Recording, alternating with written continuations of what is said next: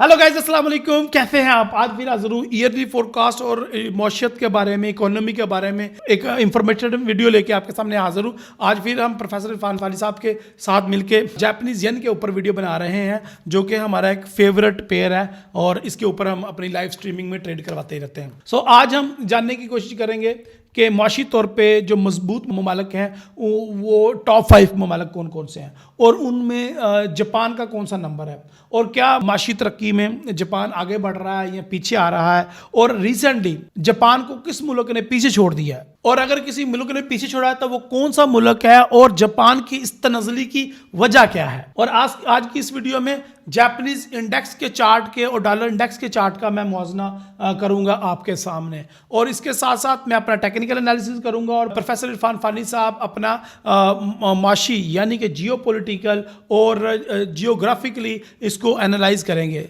आपको पता ही है प्रोफेसर इरफान फानी साहब एक फंडामेंटल और एक सेंटीमेंट एनालिस्ट हैं और इसके साथ साथ जियोपॉलिटिकल और जियोग्राफिकल कंडीशन के ऊपर इनकी बड़ी मजबूत नज़र है और बड़ी गिरफ्त है।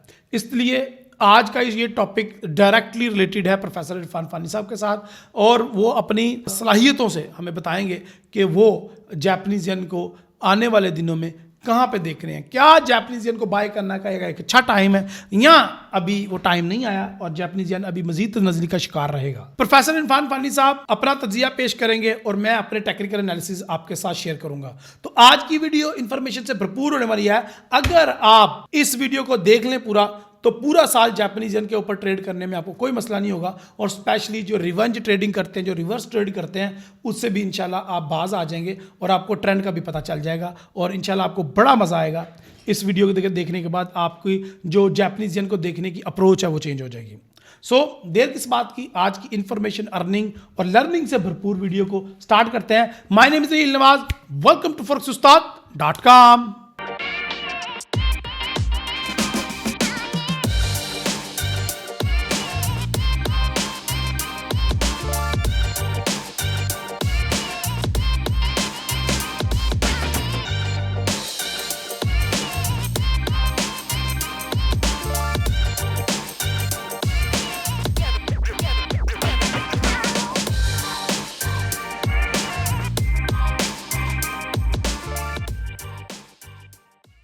इंटरनेशनल इकोनॉमिक फोरम की 2023 के अदादो शुमार के मुताबिक दुनिया की मुआशी तरक्की में यूनाइटेड स्टेट ऑफ अमेरिका का हिस्सा 25.9% है। दुनिया की मुआशी तरक्की में 18.3% कंट्रीब्यूशन के साथ चाइना दूसरे नंबर पर है। $4.32 ट्रिलियन इकोनॉमिक कंट्रीब्यूशन के साथ जापान तीसरे नंबर पर, $4 ट्रिलियन इकोनॉमिक कंट्रीब्यूशन के साथ जर्मनी चौथे नंबर पर और 7% एनुअल ग्रोथ के साथ हिंदुस्तान 5वें नंबर पर है। इंटरनेशनल इकोनॉमिक फोरम के 2024 के अदादो शुमार के मुताबिक जापान इकोनॉमी स्लोडाउन का शिकार है। ब्लूमबर्ग की रिपोर्ट के मुताबिक 2024 के पहले क्वार्टर में अदादो शुमार में बड़ी तब्दीली नोट की गई है। जर्मनी ने $4.4 ट्रिलियन इकोनॉमी के साथ जापान को तीसरी पोजीशन से बेदखल कर दिया है और जापान $4.2 ट्रिलियन इकोनॉमी के साथ चौथी पोजीशन पर सिरक चुका है। इंटरनेशनल इकोनॉमिक फोरम की हालिया रिलीज के मुताबिक वर्ल्ड इकोनॉमिक रैंकिंग में यूनाइटेड स्टेट ऑफ अमेरिका पहले, चाइना दूसरे, जर्मनी तीसरे, जापान चौथे और हिंदुस्तान 5वें नंबर पर है। फॉक्स फाइनेंशियल रिसर्च रिपोर्ट्स के मुताबिक अगर हालात यूं ही हिंदुस्तान की फेवर में रहे, 2030 तक हिंदुस्तान जापान और जर्मनी को पीछे छोड़कर तीसरी पोजीशन तक पहुंच जाएगा। आज की इस वीडियो में हम जापान के मुआशी मसाइल को जियोपॉलिटिकली, जियो इकोनॉमिकली और जियो स्ट्रेटेजिकली जानने की कोशिश करेंगे। आज की इस वीडियो में forex-ustad.com से USD JPY के फिजिबल एरिया एंट्री पॉइंट को समझने की कोशिश करेंगे। अगर आप फाइनेंशियल मार्केट को फंडामेंटली, टेक्निकली और जियोपॉलिटिकली जानना चाहते हैं तो लर्निंग के लिए हमारी सपोर्ट टीम से राब्ता कीजिए। अगर किसी मुआशी निजाम में अफरात-ए-ज़र की शरह 0 से 3% के दरमियान हो तो इसे क्रीपिंग इन्फ्लेशन कहते हैं। चाइना और जापान इस वक्त क्रीपिंग इन्फ्लेशन का शिकार है। अगर किसी मुआशी निजाम में इन्फ्लेशन 0% से नेगेटिवली स्लोप करके माइनस की तरफ मूव करती है तो इसे डिफ्लेशन कहते हैं। अगर किसी मुआशी निजाम में अफरातेजर की शरह 3% से 10% के दरमियान हो तो इसे वॉकिंग इन्फ्लेशन कहते हैं। यूनाइटेड स्टेट ऑफ अमेरिका और स्पेन में इस वक्त वॉकिंग इन्फ्लेशन ऑब्जर्व की जा रही है। अगर किसी मुआशी निजाम में अफरातेजर की शरह 10% से तजावज करके 20% तक पहुंच जाती है तो इसे रनिंग इन्फ्लेशन कहते हैं। अगर कोई मुआशी निजाम 20% इन्फ्लेशन से तजावज कर जाता है तो इसको हाइपर इन्फ्लेशन कहते हैं। इस वक्त दुनिया के कौन कौन से मुमालिक में हाइपर इन्फ्लेशन है, कमेंट बॉक्स में अपनी राय का इजहार जरूर कीजिएगा। जापान 2023 के थर्ड क्वार्टर में मुआशी तरक्की की रफ्तार 0.8% डाउन नोट की गई। 2023 के लास्ट क्वार्टर में जापान में मुआशी तरक्की की रफ्तार 0.3% डाउन नोट की गई। इंटरनेशनल इकोनॉमिक फोरम्स की रिपोर्ट्स के मुताबिक 2 कंसेक्यूटिव इकोनॉमिक डाउन रीडिंग की बिना पर जापान को टेक्निकल रिसेशन का सामना है। 1993 total trade volume of Japan was $4.23 trillion. 2023 total trade volume of Japan is $4.23 trillion. No change in 30 years. पिछले 30 साल से जापान का मुआशी निजाम स्टैग्नेशन का शिकार है। 1937 जापान दुनिया में क्वालिटी मिलिट्री इक्विपमेंट बनाने में सबसे पहले नंबर पर था। 1945 हिरोशिमा नागासाकी 2 एटम बॉम्ब ने जापान को मुकम्मल तौर पर तबाह कर दिया। 1965 जापान टेक्सटाइल इंडस्ट्री में क्वालिटी एंड रिफाइंड प्रोडक्ट्स की बिना पर दुनिया में सबसे पहले नंबर पर पहुंच गया। 1975 Japan steel and iron product में दुनिया में सबसे पहले नंबर पर पहुंच चुका था।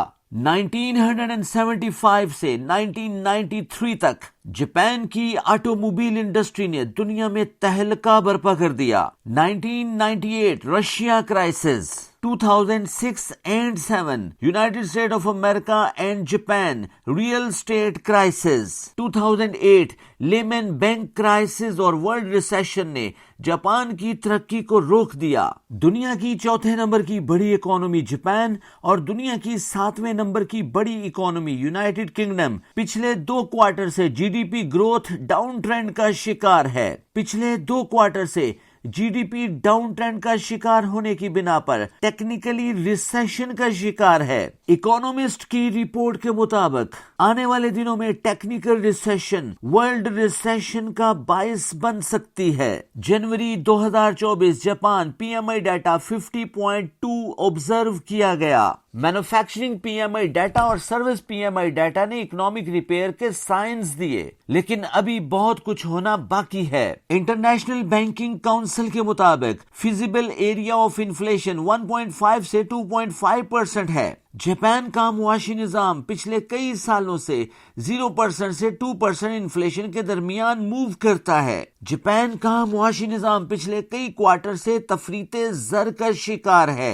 अल्टरनेटिव एनर्जी सोर्सेज और टेक्नोलॉजिकल चेंजेस की बिना पर जापान की ऑटोमोबाइल इंडस्ट्री डाउन ट्रेंड का शिकार है। पिछले 2 क्वार्टर में न्यू ऑर्डर में कमी नोट की गई है। प्रोडक्शन प्रोसेस में वाज़े कमी की बुनियाद पर अनएम्प्लॉयमेंट डाटे में बेपनाह इजाफा नोट किया गया है। बूढ़े लोगों की तादाद में दुनिया में जापान सबसे पहले नंबर पर है और जापान की एवरेज एज 80 साल से ज्यादा है और जापान में बर्थ रेट दुनिया में सबसे कम है, जिसकी बिना पर जापान में गैर महसूस तरीके से क्वालिटी स्किल वर्कर्स की तादाद में दिन ब दिन कमी नोट की जा रही है। गवर्नमेंट ऑफ जापान की फाइनेंशियल पॉलिसीज और बैंक ऑफ जापान की मॉनेटरी पॉलिसीज की बिना पर लास्ट क्वार्टर में सीपीआई डाटा 0.13% बेहतर नोट किया गया है। लास्ट क्वार्टर में बेहतरी की बिना पर जेपीवाई यूएसडी के मुकाबले में 0.13% बेहतर नोट किया गया है। कोविड-19 के बाद अमेरिका को 9.1% इन्फ्लेशन का सामना था। यूनाइटेड स्टेट ऑफ अमेरिका ने इन्फ्लेशन को कंट्रोल करने के लिए 2022 और 2023 में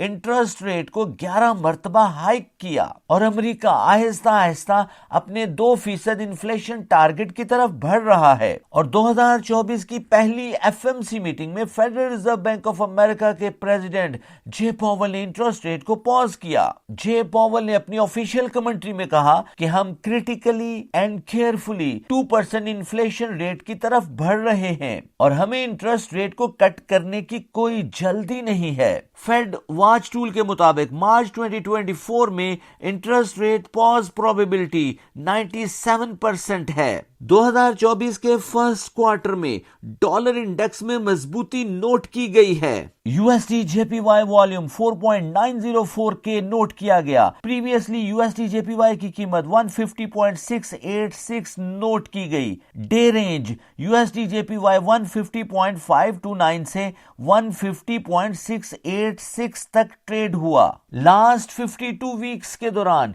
यूएसडी जेपीवाई 129.5 से 151.95 तक ट्रेड हुआ। ओवरली एंड डेली में न्यूट्रल रहने की तवक्को है और मंथली एंड वीकली में फंडामेंटली यूएसडी जेपीवाई में बुलिश ट्रेंड नोट किया जा सकेगा। 25 फरवरी 2024 बैंक ऑफ जापान ने कंज्यूमर प्राइस इंडेक्स का बहुत इंपॉर्टेंट डाटा रिलीज किया। Previously consumer price index 2.6% note किया गया, जो फरवरी 2024 के लिए 2.1% एक्सपेक्ट किया जा रहा था। बैंक ऑफ जापान के डाटा रिलीज के मुताबिक कंज्यूमर प्राइस इंडेक्स 2.2% नोट किया गया, जो स्लाइटली एक्सपेक्टेड से 0.1% बेहतर था, जिसने इब्तदाई तौर पर जापानीज येन को डॉलर के मुकाबले में 0.04% तक मजबूत किया और यूएसडी जेपीवाई डॉलर 150.51 तक ट्रेड हुआ। बैंक ऑफ जापान की ऑफिशियल रिलीज के बाद जापानीज येन ने सरवाइव तो किया, लेकिन डॉलर की मजबूती के आगे जापानीज येन ज्यादा देर तक सरवाइव नहीं कर पाएगा और आने वाले वीक में यूएसडी जेपीवाई की कीमत साइडवे मूव कर सकती है। 1 जनवरी 2024 से 29 जनवरी 2024 के दरमियान यूएसडी जेपीवाई की कीमत 147.51 डॉलर तक ओपन हुई। हाईएस्ट वैल्यू 150.90 ऑब्जर्व की गई। यूएसडी जेपीवाई ने अपना लो 145.89 तक लगाया और यूएसडी जेपीवाई की कीमत इस एक माह के दौरान 2.13% तक तब्दील हुई। यूएसडी जेपीवाई फरवरी में $147 पर ओपन हुआ, जनवरी में 140.84 पर, दिसंबर में 148.21 और नवंबर में 151.71 डॉलर तक ओपन हुआ। यूएसडी जेपीवाई प्राइसेस ने फरवरी में अपना हाई 150.88 तक ऑब्जर्व किया और अपना लो 145.90 तक लगाया। जनवरी में यूएसडी जेपीवाई ने अपनी हाई वैल्यू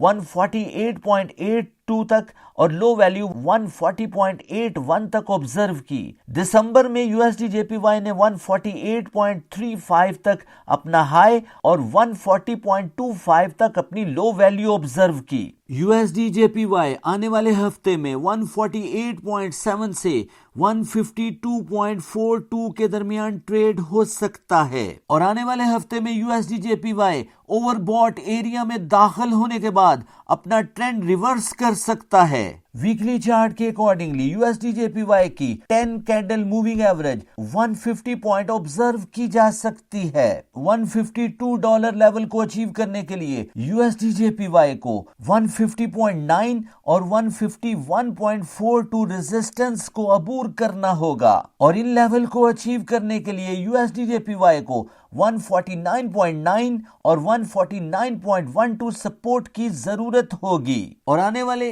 एक हफ्ते में आप यूएसडी जेपीवाई की कीमत में स्लाइटली बुलिश ट्रेंड नोट कर सकते हैं। यूएसडी जेपीवाई में ट्रेड के लिए आपको बैंक ऑफ जापान की फंडामेंटल मूव पर गहरी नजर रखना होगी ताकि आप अपने मालियाती फैसलों को सही तौर सर अंजाम दे सकें। टेक्निकल एनालिसिस को forex-ustad.com से डिटेल से समझने की कोशिश करते हैं।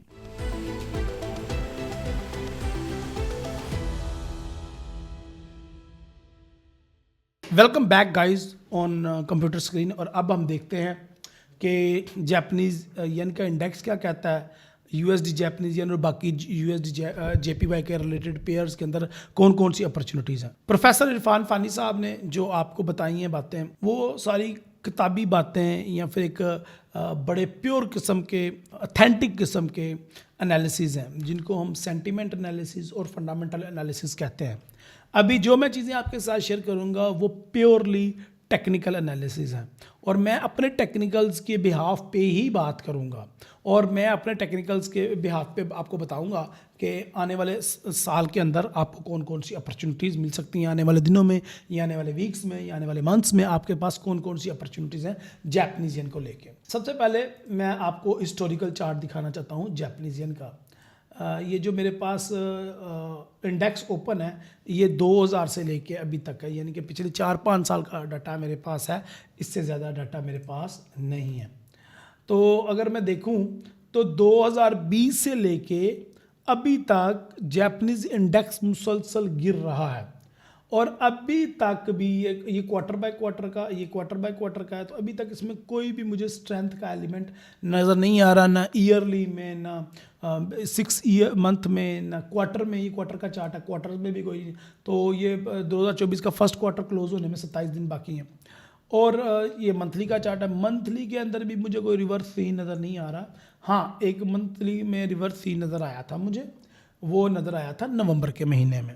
और नवंबर के महीने में क्या था ये देखें, छोटी सी डोजी बनी है, ठीक है, इसको आप डोजी बोल सकते हो। और अगले महीने दिसंबर में मार्केट ने उसकी कंफर्मेशन भी कर दी थी, which is very good thing for us. तो उससे हमें कहीं ना कहीं लगा था कि शायद ये जैपनीज येन में अब दोबारा से वो चीज़ें डेवलप हो रही हैं और मार्केट ऊपर की वाली साइड पे जाएगी। माय डियर फ्रेंड, ये तब तक पॉसिबल नहीं है जब तक जापानीज़ गवर्नमेंट अपने रेट को पॉजिटिव में नहीं लेके आती। दुनिया की वाहिद इकोनॉमी है जिसका जो शरह सूद है वो नेगेटिव में है। अगर अमेरिका को ले लें तो अमेरिका 1% से 1.5% से 5% पे 4% पे चला गया। यूरो को लेके लें, ब्रिटिश पाउंड को देख लें, न्यूजीलैंड को देख लें, इसके अलावा कनाडा को देख लें, ऑस्ट्रेलिया को देख लें, इवन पाकिस्तान और इंडिया को देख लें तो बहुत ज़्यादा शरह सूद है। पाकिस्तान में इस टाइम दुनिया में जो सबसे ज़्यादा शरह सूद वाली कंट्रीज़ हैं उनमें जो पाकिस्तान नंबर 1 पे आता होगा, मेरे ख्याल से ये नंबर टॉप 10 में आता होगा। तो जापानीज़ येन दुनिया की वाहिद करेंसी है जो कि शरह सूद नेगेटिव में है। जिनके बैंक में आप पैसे रखें तो उल्टा आपको शरह सूद पे करना पड़ेगा बजाय के बैंक प्रॉफिट पे करें आपको। तो ये हिसाब है जापानीज़ येन का। एक यहाँ पे मुझे थोड़ी सी रिवर्स सीन नज़र आया था जून 2022 में और जुलाई 2022 में, वो भी निगेट हो गया। फिर उसके बाद मुझे थोड़ा सा अक्टूबर 2022 और नवंबर 2022 में थोड़ा सा लगा कि मार्केट अप साइड पे जाएगी, तो वो भी निगेट हो गया।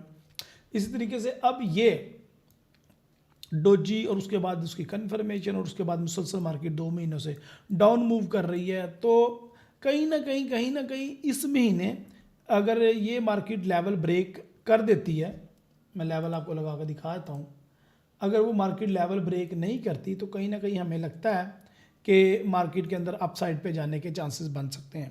सो मार्केट का जो लो है डॉलर इंडेक्स का वो 743 हो सकता है। मार्केट इस लेवल को आकर टच करेगी और इस लेवल से फिर मार्केट जो है वो उठ सकती है और फिर उसके बाद ये अपसाइड पे मूवमेंट करना शुरू कर देगी। अच्छा, अगर मैं बड़े लंबे चौड़े हिसाब किताब में आपको नहीं डालता और सिर्फ मैं आपको फिबोनाची के लेवल ही लगा के दिखा देता हूँ, फिबोनाची, तो अगर आप देखें तो मार्केट को कम से कम जो रिट्रेस लेना चाहिए, ये पुल बैक करना चाहिए मार्केट को, वो 825 तक तो करना चाहिए, जिसका मतलब है 50 से $60 मार्केट में अपसाइड पे जाने की जो गुंजाइश है वो मौजूद है। ठीक है, तो मार्केट को जाना चाहिए अपसाइड पे, लेकिन कहीं ना कहीं हमें ये नज़र नहीं आ रही। और अब जब मैं बात कर रहा हूँ इस वीक में, जिस वीक में मैं वीडियो ये बना रहा हूँ, तो अगर मैं आपको दिखाऊं तो 5 मार्च 2024 को यानी कि इसी वीक में बैंक ऑफ जापान के गवर्नर बात भी करेंगे। अगर वो बैंक ऑफ जापान के जो गवर्नर हैं अगर वो अपनी कोई हॉकिश टून इख्तियार करते हैं तो शायद ये रिवर्स हमें इसी वीक से देखने को मिले और मार्केट जो है वो अपसाइड पे मूवमेंट करना शुरू कर दे। तो इनका हॉकिश होना ज़रूरी है, लेकिन अभी तक उनकी जो टून रही है through out the entire 4 year, या कम से कम जब से मैं जापानीज़ येन को फॉलो कर रहा हूँ तब से तो उनकी टून डविश ही है और अभी तक वो इंटरफेयर करते नज़र नहीं आ रहे। लेकिन अगर वो इंटरफेयर करते हैं, टेक्निकल एनालिसिस यही बता रहे हैं कि मार्च के महीने में उम्मीद है कि वो इंटरफेयर करेंगे और उसके बाद जापानीज येन की तकदीर बदल जाएगी और जापानीज येन दोबारा से अपसाइड पे मूव करता हुआ हमें नज़र आएगा। और अगर ये अपसाइड पे मूव करता है तो फिर तो हमारे लिए काफ़ी ज़्यादा अपॉर्चुनिटी हिस्टोरिकल अपॉर्चुनिटीज़ हैं, वो मैं आज आपकी इस वीडियो में आज आपको दिखाता हूँ। तो सबसे पहले जो मार्केट है वो 820 को टच करेगी और उसके बाद 860 को, 850 को और एंड पे 900 के घर में दाखिल हो जाएगी। उसके बाद हमें कोई रिवर्स देखने को मिले, अगर मार्केट ने ट्रेंड को कंटिन्यू करना है तो करे। अगले 2-3 महीने तो कम से कम जून जुलाई तक तो मार्केट को अपसाइड पे मूव करना चाहिए। तो अगर ये मोमेंटम पॉजिटिव आता है तो वो बैंक ऑफ जापान के गवर्नर की जो स्पीच है उससे हमें पता चल जाएगा।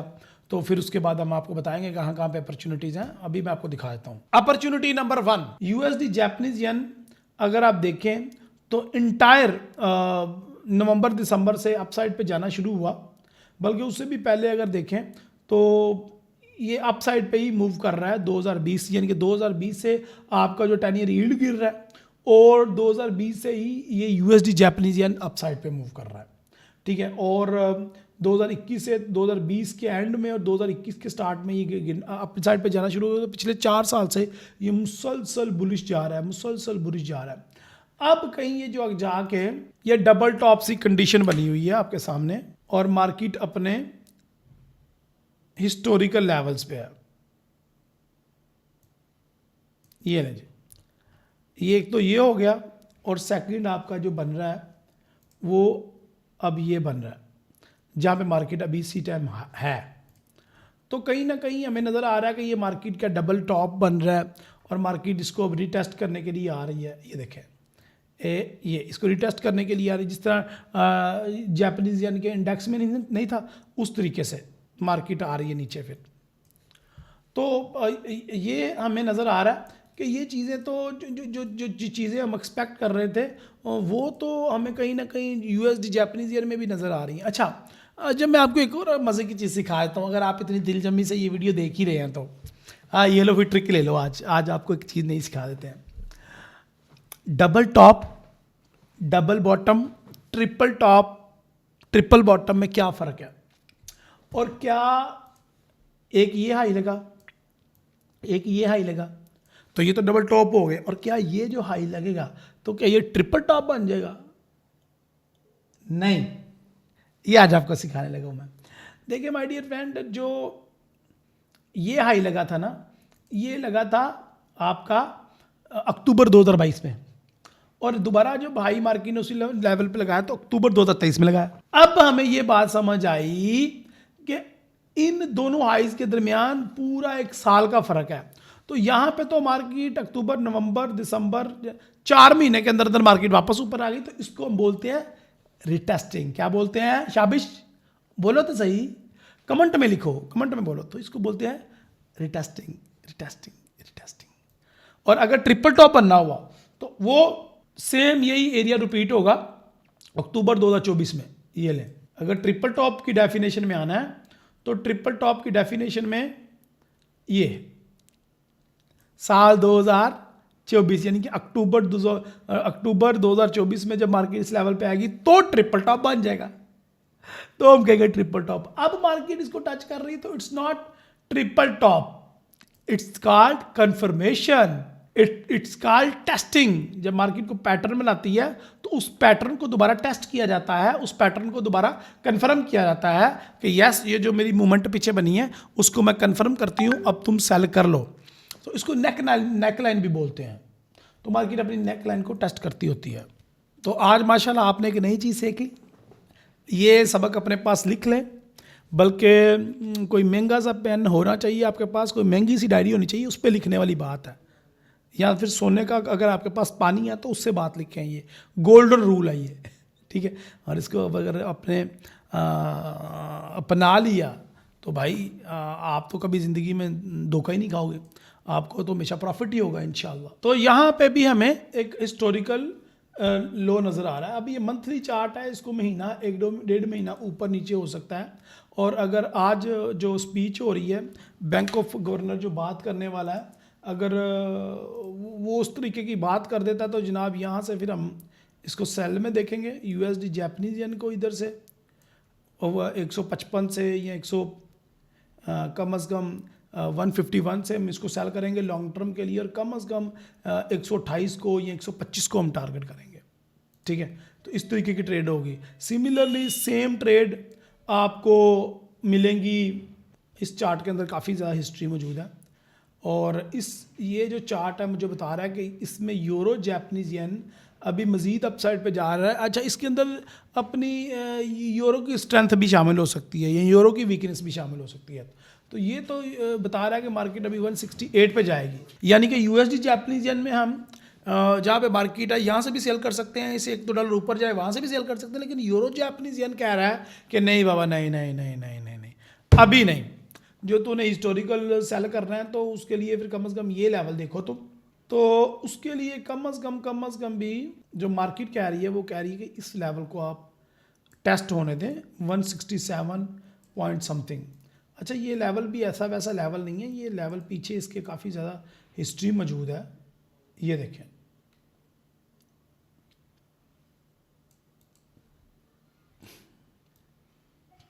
और ये 97 से स्टार्ट हुआ है। वाओ, 74, वाओ, बड़ी हिस्ट्री है यार, यूरो जापानीज येन की बड़ी हिस्ट्री है, बड़ी हिस्ट्री है। और मार्केट जो है वो 1 जनवरी 1973 को 174 पे थी, 175 पे थी, और ये लेवल तो बड़ा हिस्टोरिकल लेवल है, और मुझे लगता है कि मार्केट शायद अब इस लेवल में दाखिल हो जाएगी, मुझे लग रहा है। तो यूरो जापानीज येन को सेल नहीं कर सकते भी, इसके लिए भी टाइम है। अच्छी सेलिंग के लिए इसके अंदर 1-2 महीने हमें मज़ीद बाइंग नज़र आ सकती है। इसी तरीके से GBP जापानीज येन के लिए इसके अंदर भी अभी टाइम लग रहा है, इसके अंदर टाइम लग रहा है। इसके अंदर जो अच्छा लेवल है इसको सेल करने के लिए वो ये है, और ये डाटा 2006 से हमारे पास है, और इसका जो हाई लगा था 2015 में लगा था, और मार्केट शायद इसको दोबारा टेस्ट करे। तो सवाए USD जापानीज येन के 159 तक भी जा सकता है अगर ये स्टॉप लॉस हिट होता है। तो इसका जो बड़ा पॉइंट है वो तो ये है, ये यानी कि अगर इसका स्टॉप लॉस हिट होता है और जो बैंक ऑफ जापान के गवर्नर की स्पीच है अगर वो पॉजिटिव नहीं होती तो फिर तो ये मज़ीद अपसाइड पे जाता हुआ नज़र आ रहा है USD जापानीज येन, क्योंकि कोई एक आधा पेयर हो तो उसकी मान लेते हैं, लेकिन यहाँ पे तो USD Japanese yen, euro Japanese yen, GBP Japanese yen सब लोग यही कह रहे हैं कि मार्केट अभी मज़ीद है, और फिर इसका मतलब है जापानीज येन को अभी मज़ीद भी मार पड़ सकती है। So be careful. CHF Japanese yen क्या कहता है जी? CHF जापानीज येन तो अपने ऑल टाइम हाइज पे है और मेरे ख्याल से अभी ऊपर जाएगा। अच्छा जी, अब आते हैं न्यूजीलैंड जापानीज येन पे। तो न्यूजीलैंड जापानीज येन के अंदर भी अभी मज़ीद अपसाइड पे जाने की गुंजाइश मौजूद है। ओके, तो ये टच कर सकता है 97 को, 96 को टच कर सकता है, इस टाइम 91 पे है। AUD जापानीज येन ये भी मज़ीद अपसाइड पे जा सकता है, और उसकी लाइन भी लगाई हुई है मैंने, 104 से हमें मिलेगी सेल अच्छी एंट्री। और कैट जापानीज येन, तो इससे साबित यही होता है कि मेरे ख्याल से अभी जापानीज येन को इन पेयर्स के अंदर सेल करने का या लॉन्ग टर्म सेल करने का सही टाइम नहीं आया। लेकिन ये डिपेंड करता है बैंक ऑफ जापान के गवर्नर के ऊपर कि वो स्पीच में क्या कहते हैं, और आने वाले दिनों में जो अभी आपने इरफान साहब ने भी आपको बताया कि कई ममालिक उनको पीछे छोड़ के आगे निकल रहे हैं मौशी तौर पे, तो अगर बैंक इंटरफेयर नहीं करता तो फिर यही हाल होगा, यूरो भी आगे निकल जाएगा, AUD जापानीज येन और बाकी सारे पेयर्स भी फिर इसी तरीके से और ऊपर जाते जाएंगे। और अगर टेक्निकल भी हमें गुंजाइश नज़र आ रही है, लेकिन मैं जो चाहता हूँ, मैं चाहता हूँ कि मार्केट हमें मौका दे, मार्केट हमें एक दफ़ा रिट्रेस करे। देखें, ये देखें, मैं नहीं कहता कि USD जापानीज येन ऊपर ना जाए, लेकिन मैं कहता हूँ पहले नीचे आ जा, हम नीचे से बाय करें फिर ऊपर चला जाए, हम पहले सेल कर लें, प्रॉफिट कर लें, फिर ऊपर चले जाए। इसी तरह सिमिलरली मैं यूरो जापानीज येन में मैं ऊपर जाता देख रहा हूँ, लेकिन मैं कहता हूँ पहले 2-3 महीने नीचे तो आ जा भाई, थोड़ा ट्रेसमेंट, थोड़ा सांस ले लो भाई, तो फिर हमें भी एंटर होने दो, बाई की कश्ती में सवार होने दो, तो फिर ऊपर चल जाना। सिमिलरली GBP JPY में भी यही कंडीशन है। तो ऑल पेयर्स के अंदर यही है, लेकिन मैं कहता हूँ ठीक है जापानीज येन भाई, तूने नीचे गिरना है, गिर, थोड़ा सांस तो लेने दे, 2-3 महीने ऊपर तो जा। इसके लिए हमें चेक करते होते हैं वोलेटिलिटी इंडेक्स, तो ये विक्स भी, अगर वोलेटिलिटी इंडेक्स भी चेक करें तो ये भी मुसलसल गिर रहा है। तो वोलेटिलिटी इंडेक्स में जब स्ट्रेंथ आती है तब USD जापानीज येन में भी स्ट्रेंथ आती है। तो वोलेटिलिटी इंडेक्स अभी गिरता हुआ नज़र आ रहा है, तो फिर इसका मतलब है कि जापानीज येन में भी अभी हमें कोई नवीद नज़र नहीं आ रही उठने की, लेकिन अल्लाह करे मंडे से नज़र आना शुरू हो जाए। तो वोलेटिलिटी इंडेक्स अगर आप देखें तो वो भी मुसलसल गिरता जा रहा है। इसके हाईज हैं 88 भी है, अभी वो $13 पे आया हुआ है और अभी भी मज़ीद इस रेंज में ज़्यादा ट्रेड हो रहा है। अगर मैं दिखाऊं आपको तो ये 1990 से डाटा मौजूद है और 1990 में वोलेटिलिटी अप गई है, लेकिन वो टेम्परेरी अप जाती है 1990 से लेके अभी तक। वो जो इसका जो मेन कंसर्न है या जो इसका मेन एरिया है वो अप डाउन साइड पे ही है, यानी कि जहाँ पे मार्केट अभी है यहाँ पे देखें तो ज़्यादातर मार्केट ने इसी एरिया के अंदर ही स्टे किया है। ये तो अभी भी मार्केट इसी के अंदर है। तो इसका मतलब है कि अभी यूएसडी जापानीज येन में, जापानीज इंडेक्स में स्ट्रेंथ के चांसेस अभी मुझे कम ही नज़र आ रहे हैं। और स्पेशली ये जो लास्ट मंथ फरवरी की कैंडल है तो ये तो ग्रेव स्टोन डोजी है। ये देखो अगर आप देखें तो इसमें अप साइड पे ज़्यादा वीक्स नज़र आ रहे हैं, जो कि इशारा कर रहे हैं कि मार्केट में कोई जान नहीं है और अभी मार्केट मज़ीद डाउन साइड आने के चांसेस हैं। तो जब वोलेटिलिटी में इजाफा होता है अप साइड पे जाती है तो जापानीज येन भी उठते हैं, लेकिन अभी जापानीज येन में मौत पड़ी हुई है और अभी वो मज़ीद नीचे ही गिर रहे हैं। तो वोलेटिलिटी भी यही बता रही है हमें कि मार्केट नीचे ही गिर रही है। तो रिवर्स ट्रेडें अभी मेरे ख्याल से कबल इस वक्त हो जाएगी चीज़ें। वो कुछ लोग करते हैं जो बैंक को ट्रेड करते हैं तो वो उसी चंद मिनटों में या चंद घंटों की ट्रेड होती है वो लेके निकल जाते हैं बाहर। लेकिन मैं लॉन्ग टर्म ट्रेडर हूँ, तो as a long term trader मुझे अभी उस तरीके से नज़र नहीं आ रही चीज़ें। अगर मैं आपको लाइन चार्ट दिखाऊं तो ये देखें, ये सिमेट्रिक ट्रायंगल मैंने ड्रा किया था 2021 में प्रितपाल गिले के मेरा स्टूडेंट है उसको पढ़ाते हुए। तो तब से देखें मार्केट ने जब से इसको ब्रेकआउट किया तो अप ही जा रहा है। तो अभी इसके अंदर मुझे मज़ीद स्ट्रेंथ के फैक्टर नज़र आ रहे हैं, लेकिन जो बैंक ऑफ जापान का गवर्नर है अगर वो बात करता है तो देखते हैं वो क्या बात करता है, उस हिसाब से हम डिसीजन लेंगे। रातों रात ना तो ट्रेंड चेंज होने वाला है ना ही मार्केट डाउन आने वाली है।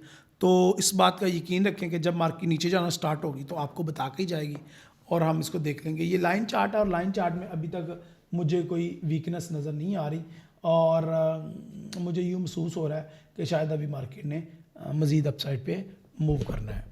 और अगर मैं आपको जीबीबी जेपीवाई और अगर आपको जीबीबी जेपीवाई का चार्ट नज़र आ रहा है तो उसमें भी कहीं ना कहीं मार्केट देखें ना अपवर्ड मूव उठाया हुआ और 190 को टच करती नज़र आ रही है। इसी तरीके से अगर आपको यूरो जापानीज येन का चार्ट दिखाऊं तो उसका भी जो है ना कोई उसके अंदर वीकनेस आपको नज़र नहीं आ रही। कैट जापानीज येन के अंदर देख लें तो मार्केट अप से अप तक जाती जा रही है। शायद यहाँ पर मार्केट वापस आए, यहाँ पर इस एरिए को टैप करे तो उसके बाद फिर इसके बाद ऊपर ही जाने के चांसेस हैं। तो वीकनेस नाम की कोई चीज़ नहीं नज़र आ रही हमें अभी तक। तो बैंक ऑफ जापान से कोई तवक्को रखना वो भी कोई इतनी अक्लमंदी नहीं नज़र आ रही मुझे इस तरह के सिनेरियो में। तो माय डियर फ्रेंड, ये थे मेरे जापानीज येन के बारे में इंडेक्स। आपने प्रोफेसर इरफान फानी साहब की मॉशी पॉलिसी की रिपोर्ट भी सुन ली है और आपने मेरे टेक्निकल एनालिसिस भी सुन ली हैं। तो मुझे तो लग रहा है कि अगले 3 से 6 महीने में मार्केट मज़ीद अपसाइड पे जा सकती है और जब रिवर्स लगेगा तो फिबोनाची के असूलों के मुताबिक लगेगा, तो उसको भी आप देख लीजिएगा। ये वीडियो जो हम ईयरली फोरकास्ट तैयार कर रहे हैं, ये वीडियोज़ आपको कैसी लग रही हैं उनके बारे में भी राय का इजहार कमेंट में किया करें। वेरी कूल, गुड, ग्रेट, शाबाश, बहुत अच्छी है, great brother, you are lovely, इस तरह के कमेंट ना किया करें। मैं और प्रोफेसर इरफान फानी साहब इस वीडियो को बनाने में कई दिन लग जाते हैं, रातें काली करनी पड़ती है, सारी रात जागते रहते हैं, रिसर्च करते रहते हैं।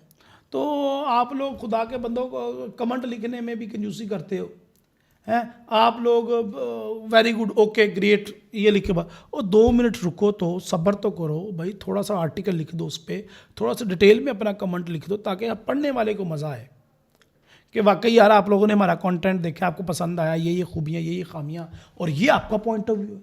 तो आपका पॉइंट ऑफ व्यू भी हमें जानने का मौका मिलना चाहिए। तो डिटेल से खुदारा कमेंट किया करें। अपनी दुआ में याद रखें। अगली वीडियो तक के लिए इजाज़त दें। अल्लाह हाफिज़, अस्सलाम वालेकुम।